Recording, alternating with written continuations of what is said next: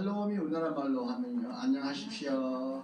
저는 인사할 때마다 안녕하세요 하지 않습니다. 예수님은 너에게 평강이 있어라. 부활하신 후에 제자들에게 만날 때마다 너에게 평강이 있어라. 이 말은 안녕하라 이런 뜻이지. 안녕하냐? 밥 먹었냐? 잘 있냐? 궁금해서 물어보는 게 아니에요. 안녕해라는 겁니다. 내가 안녕하니 너희도 안녕하라. 내가 평강하니 너희도 평강하라. 내가 세상을 이겼으니 너희도 세상을 이겨라 이런 뜻이거든요. 여러분도 앞으로 만날 때마다 그랬으면 좋겠어요. 저는 신앙생들에게 가르칠 때마다 인사를 안녕하세요 하지 마라. 안녕 안 하면 어떡할래? 이거 도와줄래? 밥 먹었니? 묻는데 그럼 밥 안 먹어서 밥 사줄래? 그러지도 않으면서 밥 먹었니 그래. 그냥 안녕하십시오. 따라하시면 안녕하십시오. 안녕하십시오. 이게 원래 샬롬.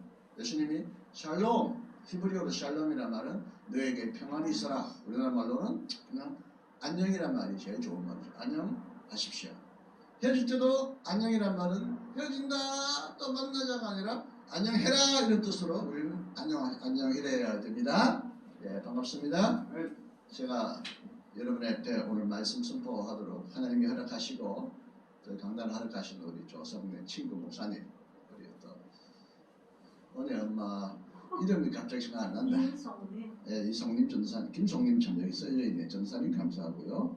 또 현빈이가 또 참 충실하게 부모님을 잘 섬기고 교회를 섬기고 그래서 뭐 다른 분들은 제 책을 많이 받고 그랬겠지만 현빈이 설교 좀 들으라고 또 새로 오신 우리 만나서 반갑습니다.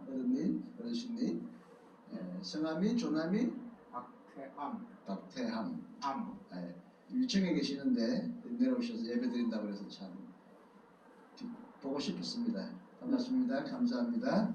코로나 때문에 힘드시겠지만 잘 이기시기 바라고 곧 백신이 나온답니다. 치료주도 나온다니까 이제 곧 해결될 것 같습니다.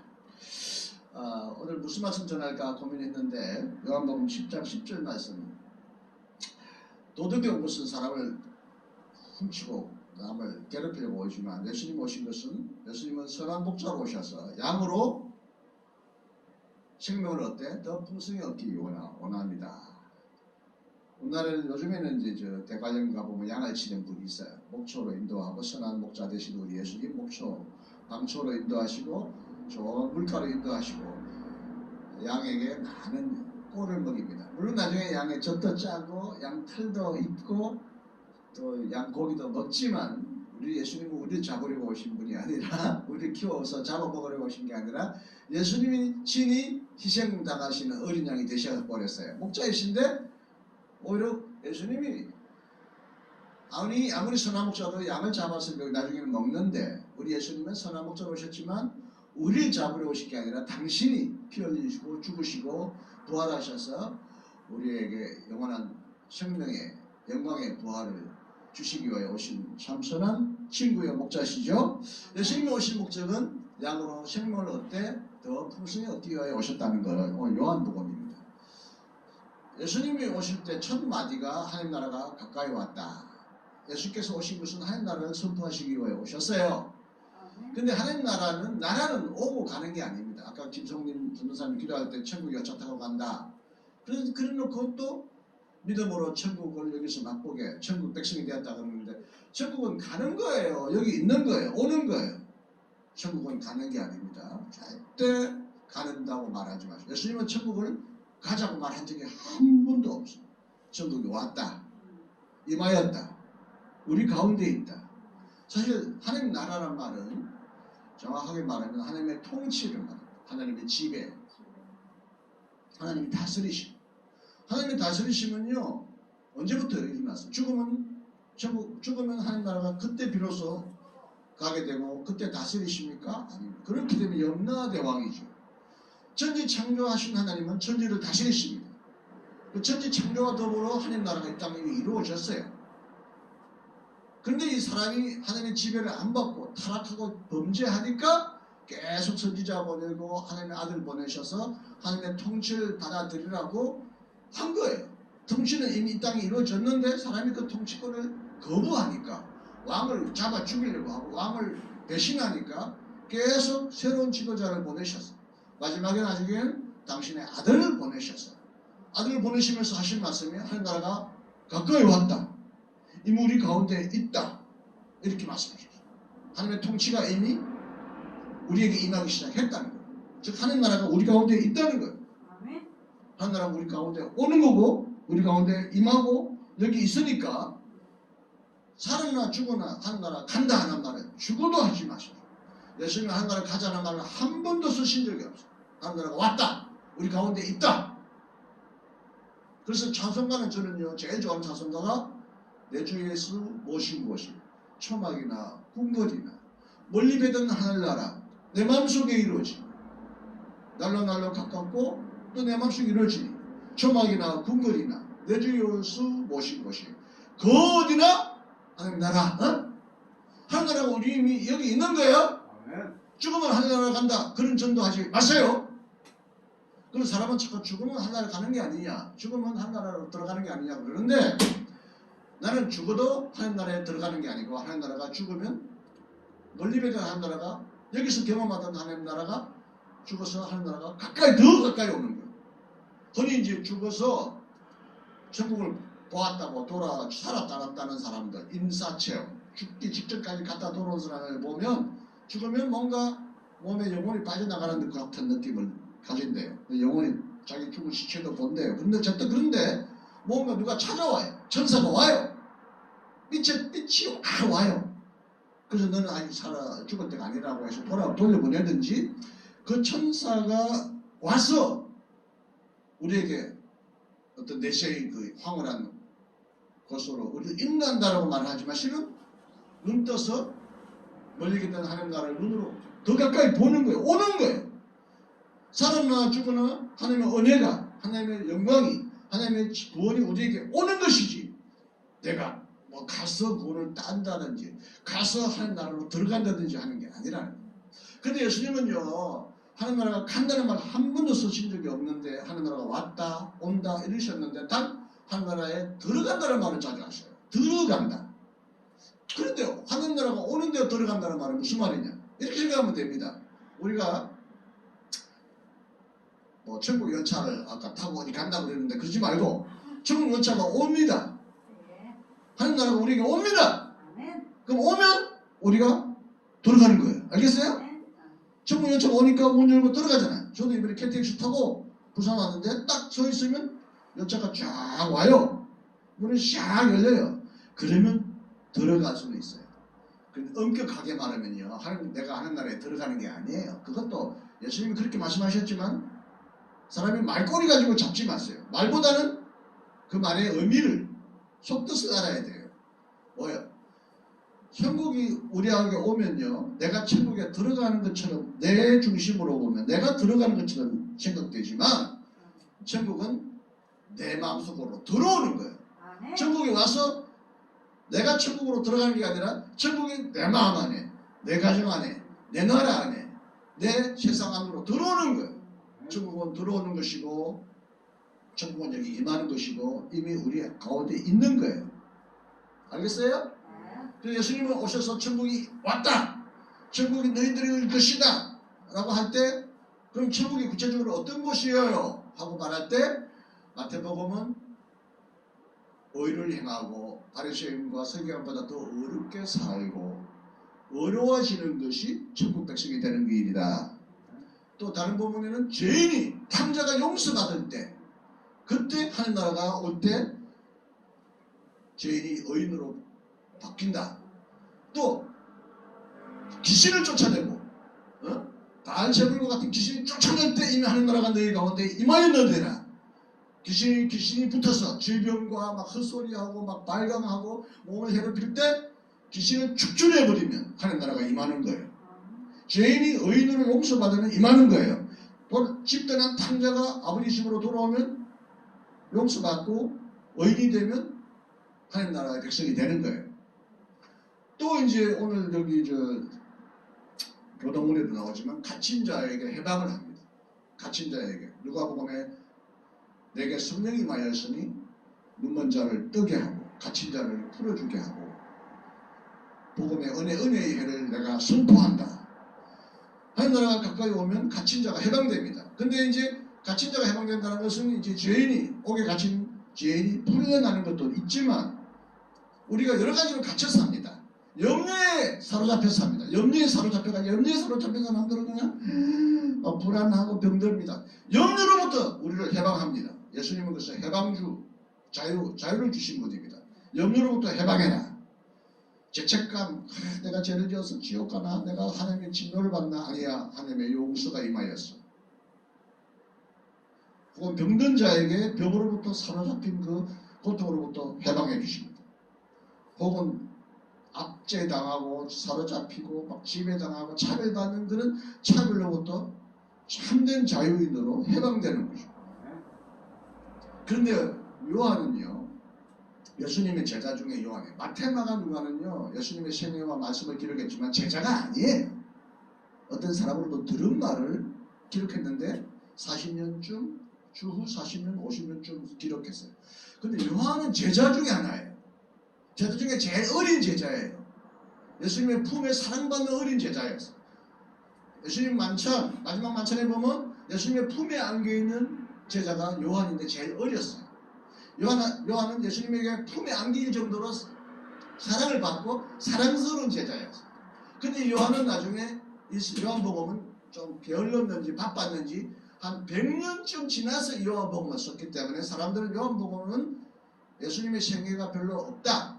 마태, 마가, 누가복음 속에서 예수님을 연구하는 사람이 많지만 요한은 예수님의 생애도 기록해요. 뭐 여러 가지 기적을 일으킨 이야기, 돌아가신 얘기 하지만 예수님의 말씀을 많이 기록해놨어요. 근데 이 말씀이 예수님이 직접 하신 말씀이냐?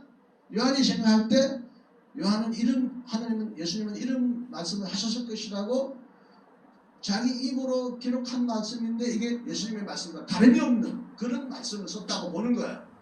그리고 요한복음에는 나는 생명의 빵이다, 나는 뭐다, 에고 에미, 나는 뭐다, 나는 선한 목자다, 나는 양의 이렇게 뭐다라는 말씀 많이 하시고, 요한은 특히 다른 복음서보다 제일 강조하는 게 사랑과 생명이에요. 요한 1서, 2서, 3서 보면 사랑하는 자는 누구든지 하나님을 사랑한다. 사랑하는 자는 이미 하나님을 안다. 사랑하지 않으면 그건 하나님 모르는 사람이다. 하나님은 사랑이다.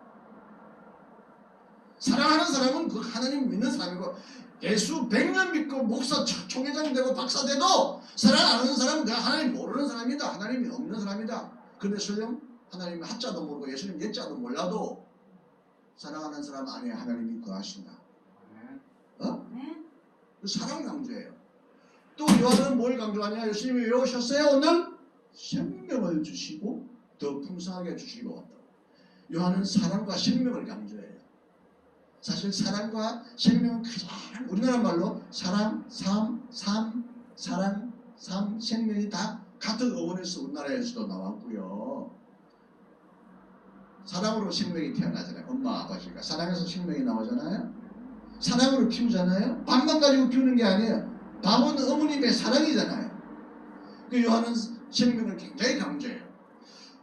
우리 개신교가 500년 동안 가톨릭에게 저항하고 프로테스탄트 개혁하면서 믿음으로 옳게 된다. 왜? 너무 율법을 강조하고 너무 행함을 강조하니, 그러면서 막 돈을 뜯어야 되니까 돈을 내고 면제비를 팔면서 교회가 타락했으니까 루터가 믿음으로, 은혜로, 조건 없이, 대가 없이, 은혜란 말은 공짜란 말이에요. 은혜. 공짜란 말이 그라티스, 그레이스가 거저, 값없이, 영어에 프리란 말이 해방한다, 자유롭다는 말도 있지만 프리하면 돈을 안 받는단 말이에요. 그래서 루터, 칼뱅이 어렵게 되는 거예요. 믿음으로, 은혜로 우리가 율법을 지켜만 어렵게 되는 게 아니라 조건 없는 하나님의 사랑, 값없는 하나님의 사랑, 그 십자가 안에서 나타났다. 대속의 사랑으로 우리는 용서받았다. 그걸 강조했어요. 우리 개신교는 500년 동안 믿으면 어렵게 되고, 어렵게 되는 자는 어떻게 되나? 한국에 오면서 죽어서 천국 갔다, 천당 갔다 이런 식으로 변질됐는데, 어렵게 되었으면 그 자체가 이미 천국 백성인 거예요. 지역 백성이었다가 어렵게 되면 여기서 이미 천국 백성이 된 거예요. 죽어서 천국 가는 게 아니라 이미 여기서 천국 백성이 된 거예요. 그런데 너무 믿음으로 어렵게 된다, 믿음으로 어렵게 된다니까 자꾸 이상히 사람들이 행함을 게을리했어. 믿기만 하면 되는데 뭐 믿음으로 다 됐다며 하니까 자꾸 기독교인들이 이제 사랑과 행함의 실천이 자꾸 사라진 거예요. 그래서 영국의 웨슬리가 나타나가지고 믿음으로 어렵게 되는 사람은 또한 믿음의 열매를 맺고 실제적으로 어렵게 되어가지고 믿음으로 어렵다고 인정받을 뿐만 아니라 실제적으로 어려운 사람으로 변화되어야 된다. 거룩한 사람이 되어야 된다. 성화를 강조한 거예요. 웨슬리가 나와서 믿음만 강조하다 보니까 행함이 없는 거예요. 사랑이 없는 거예요. 믿기만 하면 주여 성경에 주여 하면 다 구원받는다 그랬어? 아니야. 행해야 된다고 하지 않았느냐? 그래서 성화를 가르쳤는데 500년 동안 우리 한국에서요. 칭의가 뭐냐? 어렵게 되는 게 뭐냐? 엄청 싸웠어요. 믿음으로 어렵게 되느냐? 아니야. 행함으로도 어렵게 돼. 그 믿음과 행함은 붙어 있어야 되느냐? 따로 있어야 되느냐? 또 하나는요. 장로교 사람들이야. 영원한 한 번 구원은 영원한 구원이다. 한 번 해병되는 영원한 해병되다. 한 번 구원받았으면 죽을 때까지 영원히 구원받는다. 무슨 소리냐? 행하지 않고 심판대 서봐야 된다. 그래서 김재훈 박사님 같은 분이 칭의는 유보되었다. 정말까지 가봐야 한다. 그때까지 행함이 없는 것은 아무리 예수를 믿었다 해도 구원 못 받는다 그랬더니 또 예정을 믿고 칼빈주의자들, 견인을 믿는 칼빈주의자들 무슨 소리냐? 한 번 구원은 영원한 구원이고 영원히 예정되었다. 그리고 한 번 믿기로 한 사람이 왜 행함이 없겠어? 행할 수밖에 없다. 그래서 그렇게 안 해가잖느냐? 자식들 세습하고 교회가 총회장들이 돈으로 막 선거하고 엉망진창인데 그게 믿는 거냐? 그게 예정된 거냐? 행함이 없으면 마지막까지 심판 때 가서 심판받아 막 이러면서 계속 싸웠어요. 그리고 톰 라이트와 같은 영국 신학자가 나타나가지고 우리가 유대인들이 뭐 율법으로 어렵다고 구원받는다고 착각한 게 아니야. 우리 로마서 그렇게 말하면 안 돼. 믿음으로 언약 백성으로서 이미 어렵게 된 사람들이야. 율법으로 어렵게 된다고 말하지 않았어. 바울이 그걸 비판하는 게 아니야. 율법으로 유대인들도 은혜로 출애굽되었고 은혜로 선택받은 백성이야. 단 선택받은 백성이 하나님의 백성답게 살지 않으니까 심판하고 벌 주니까 율법을 지키라 그랬지 율법을 어렵게 된다고 말하지 않았어. 유대인들도 원래는 우리는 하나님께서 우리를 믿음으로 선택하셨어. 유대인들 믿음의 백성 언약의 백성이 됐어. 그 약속을 안 지킬 때 자꾸 벌을 받는다. 형벌을 받는다. 하나님의 백성으로부터 떨어지니까 계속 율법을 강조한 것이지 율법으로 어렵게 된다. 율법으로 믿어야 하나님의 백성이 되지 된다고 가르치지 않았다. 이게 바울의 세관점 학파라고 그래요. 톰 라이트 같은 사람이 가르쳐가지고 한국에 또 논쟁이 일어났어요. 바울이 잘못 해석했냐? 로마서를 우리가 다시 해석해야 되느냐? 그래가지고 지금 500년 동안 막 칭의론이요. 믿음으로 어렵게 되느냐? 아니야. 행함이 있어야 되느냐? 한번 칭의는 영원한 칭의냐? 심판 때까지 가봐야 되느냐? 아니야. 유대인들이 원래 믿음으로 어렵게 된다고 믿었지 행위로 어렵게 된다고 하지 않았다. 아니다. 무슨 말이냐? 막 율법으로 그대로 어렵게 되려고 했어. 막 싸우고. 그래가지고 막 엉망진창이 되어버렸어. 믿음으로. 좋아. 우리가 믿음으로 어렵게 되는 거 버릴 수 없지만 믿음으로 어렵게 된다. 사랑으로 성화된다고 막 싸웠는데 지금 문제가 뭐냐? 세상 사람들이 안 믿는 것도 문제고 믿고 어렵게 되고 거룩하게 안 사는 것도 문제지만 500년 동안 자본주의 발달하고 과학이 발달하면서 완전히 생명체가 망가졌네? 지구 생명체가 완전히 파괴됐네? 좀 있으면 인류가 멸종될지도 모르겠네? 너무나 많은 사람들이 자살하네? 결혼하고 애도 안 낳네? 낙태하고 막 사람을 죽이고 지금은 믿음으로 어렵게 되지 못하고 내가 어떻게 하면 어렵게 되느냐 그게 고민이 아니야. 그건 하나님께 맡기자. 지금은 인류가 살아날까 살아나지 않을까 생존 자체가 위태로운 인류 멸종의 단계에 접어들었어. 생명 위기에 처해 있어. 그래서 저의 스승님이 이제는 오늘날 선교는 생명의 선교다. 생명을 살려야 선교다. 이제 죄인들을 어렵게 하는 것도 틀린 말은 아니지만 예수님도 죄인을 어렵게 하셨지만 수많은 병자들을 고치셨잖아요. 이 병들어가는 지구, 병들어가는 생명체를 다시 건강하게 하는 선교를 해야 된다. 그래서 제가 유튜브 현빈씨 봤는지 몰라도 제 유튜브에 보면 생명의 복음으로 다시 돌아가자. 유튜브에 해놨어요. 그거 보면 더 자세히 알 수 있는데 요한은 예수님이 오신 목적은 죄를 부르러서 의를 어렵게 하거나 뭐 갇힌 자를 해방하거나 아니라 요한은 예수님은 이 땅에 오셔서 생명을 주시러 오셨다. 더 풍성하게 주시러 오셨다. 영생을 주시러 오셨다. 예수 살아가시면 성경에 써 있는데 예수 요한복음 3장 16절 하나님이 우리를 사랑하시사 그 아들을 보내셨으니 믿는 자는 영생을 얻게 하려 하시노라. 자, 그래서 생명의 복음을 오늘 전해야 합니다. 이제는 예수 당신 죄인입니다. 예수 믿으면 어렵게 됩니다. 죽으면 천국 갑니다. 이 복음 전하지 마세요. 수없이 들었어요. 그리고 이제 어렵게 되면 다야 죽어가는데 생명답게 인간답게 온전하게 행복하게 못 살아가는데 지구가 지금 망하게 됐는데 니는 어렵게 되고 하나님 백성이 되면 다야? 생명을 주셨고 생명을 주셨으되 행복하고 풍성한 생명을 주시고 영원한 생명을 약속하려고 왔다고요. 기독교는 단순히 어렵게 만드는 게 아니라 죽어서 천국 가는 게 아니라 지금 여기서 너희들 건강하고 행복하고 영원한 삶을 살아라고 예수님 오셔서